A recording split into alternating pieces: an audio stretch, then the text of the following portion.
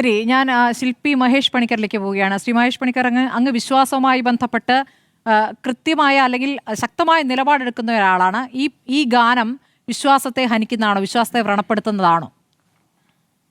ഇങ്ങനത്തെ ഇത് ആക്ച്വലി ഈ ഗാനം എന്ന് പറയുന്നത് അയ്യപ്പന്റെ ഒരു സ്തുതിഗീതം. നമ്മൾ ഈ ഭക്തിഗാനം എന്ന് പറയുന്ന പോലെ ഇത് ഹരിവരാസനം പോലെ തന്നെ ഭക്തജനങ്ങളുടെ മനസ്സിൽ വളരെ ആഴത്തിൽ എത്തിയിട്ടുള്ള, അത് മെയിനായിട്ട് മനസ്സിലാക്കണമെങ്കിൽ നമ്മൾ കേരളത്തിന് പുറത്തേക്ക് സഞ്ചരിക്കണം.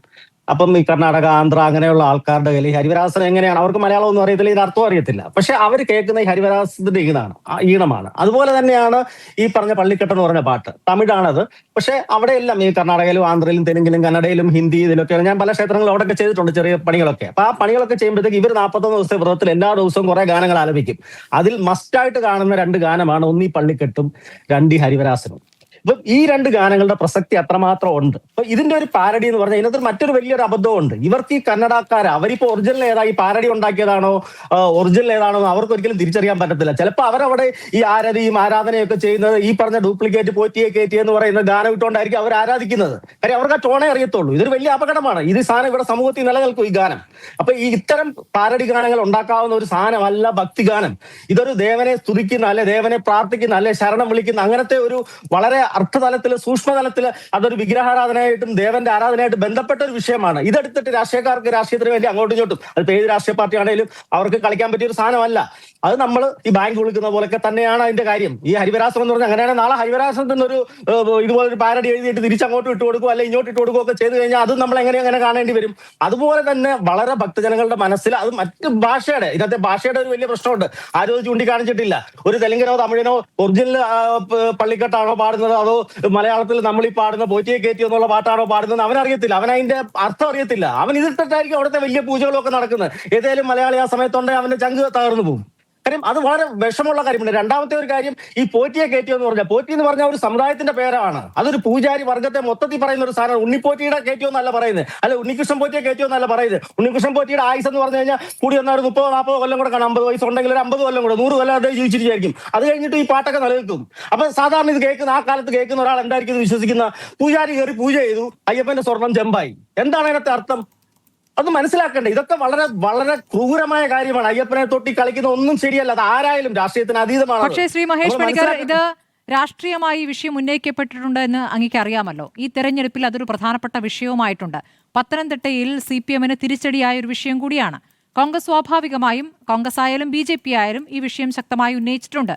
അപ്പോൾ ഈ തദ്ദേശ തെരഞ്ഞെടുപ്പിൻ്റെയൊക്കെ സ്വഭാവം അറിയാമല്ലോ. ഇങ്ങനെ പാട്ടുകൾ ആരൊക്കെയോ എഴുതുന്നു, ആരൊക്കെയോ പാടുന്നു, അത് പല സ്ഥലങ്ങളിലായി പാടുന്നു. ചിലപ്പോൾ അത് നല്ല ഹിറ്റാവും. അങ്ങ് പറഞ്ഞതുപോലെ ഇത് ഈ മറ്റ് സംസ്ഥാനങ്ങളിലുള്ള ഭക്തർ ഉപയോഗിക്കുന്ന രീതിയിലേക്കൊക്കെ മാറുമെന്നുള്ളൊരു അതിവായനയാകില്ലേ? അങ്ങനെ സംഭവിക്കുമോ?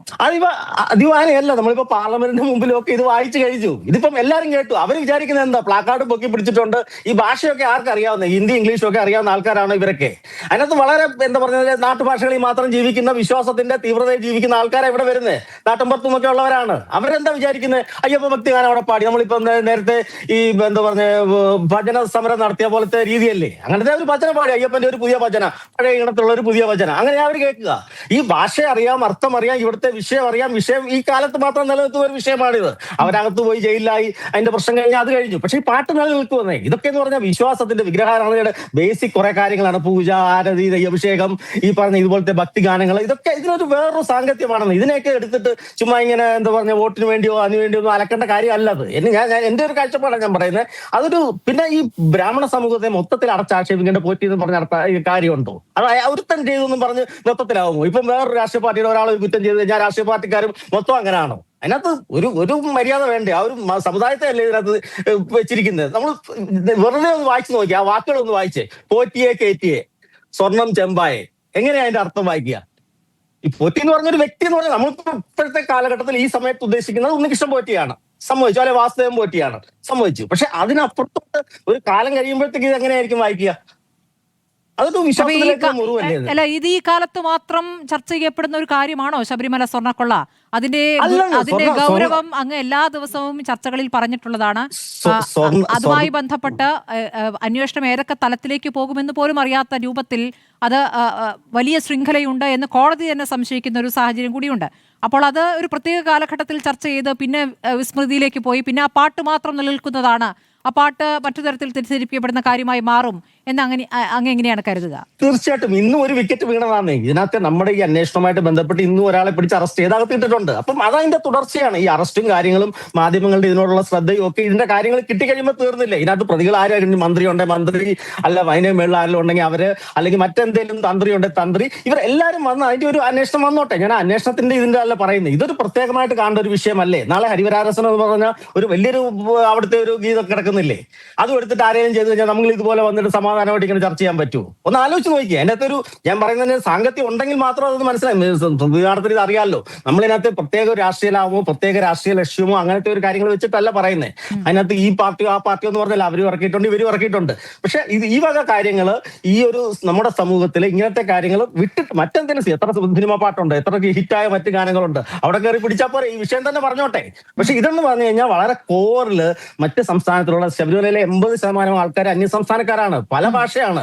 അവിടെ മലയാളത്തിന്റെ അർത്ഥവും മലയാളത്തിൽ നമ്മൾ വളരെ കുറച്ചേ ഉള്ളൂ, നമുക്കറിയാൻ പറ്റും ഇതിനാണ് അർത്ഥം. ഇതൊരു തമിഴ് പാട്ടാണ്, തമിഴിന്റെ ഇതിലാണ് ചെയ്തിരിക്കുന്നത്. അപ്പം അതിനകത്ത് നമ്മളിങ്ങനെ മിക്സ് ചെയ്യുമ്പോഴത്തേക്ക് ഇതിന് പറ്റുന്ന അർത്ഥങ്ങൾ, ഈ വാക്കുകളൊക്കെ പിന്നീട് വളരെ ഗുരുതരമായ പിഴവായിട്ട് വായിക്കപ്പെടും. ഇതൊരു ആലോചിക്കും. നമ്മളിപ്പോ ബാംഗ്ലൂരിലോ തമിഴ്നാട്ടിലോ അല്ലെങ്കിൽ വേറെ സ്ഥലത്ത് ചെല്ലുന്നു, അവിടുത്തെ ഒരു ക്ഷേത്രത്തിൽ നമ്മൾ ചെല്ലുമ്പോഴത്തേക്ക് അവിടെ ഈ പാട്ടിട്ടാണ് അവിടെ പൂജ നടക്കുന്നതെങ്കിൽ എങ്ങനെയായിരിക്കും ആ സ്ഥിതി നമ്മളത് മനസ്സിലാക്കുക? അവർക്കറിയില്ല, അവർക്ക് ഇതിന്റെ അർത്ഥം അറിയില്ല, ഒരു പാട്ടിന്റെ അർത്ഥം അവർക്ക് അറിയത്തില്ല. ശരി, അടുക്കൽ പ്രശാന്ത് പത്മനാഭനിലേക്ക് ഞാൻ വരാം ഇടവേളയ്ക്ക് ശേഷം. കാരണം ഇത് നിയമപരമായി എത്രത്തോളം നിലനിൽക്കുന്നതാണ് ഇതിൽ ഉന്നയിക്കപ്പെട്ടിരിക്കുന്ന പരാതി. പോലീസ് അന്വേഷണത്തിന്